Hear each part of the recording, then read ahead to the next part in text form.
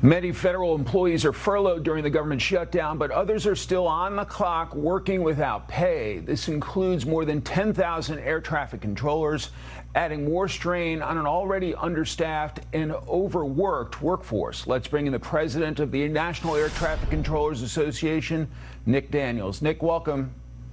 Mike, thanks for having me again.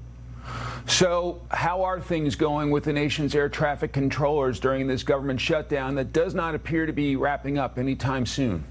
They're feeling the stress.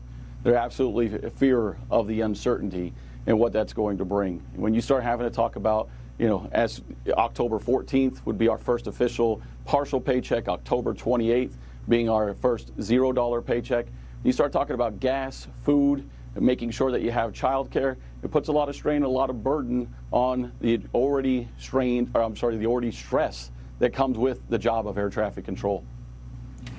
Obviously, people watching at home are flyers, travelers. They're wondering about the impact in terms of safety during a government shutdown. What about that? It's safe to fly.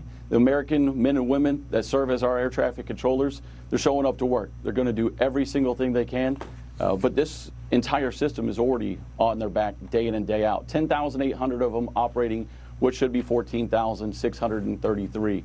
Commend Secretary Duffy, Administrator Bedford, for ensuring that the Oklahoma City Academy stays open right now, that training continues during this time. That has never happened during a government shutdown before.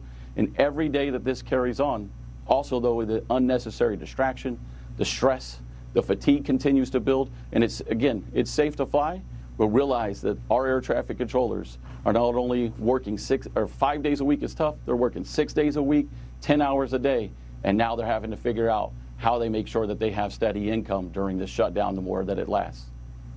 You mentioned the manpower shortage. You also mentioned the training of new air traffic controllers, which is a critical role. So that is going to continue during the government shutdown, no matter how long it goes? We know right now that the Oklahoma City Academy will be open, I think, approximately another 25 days.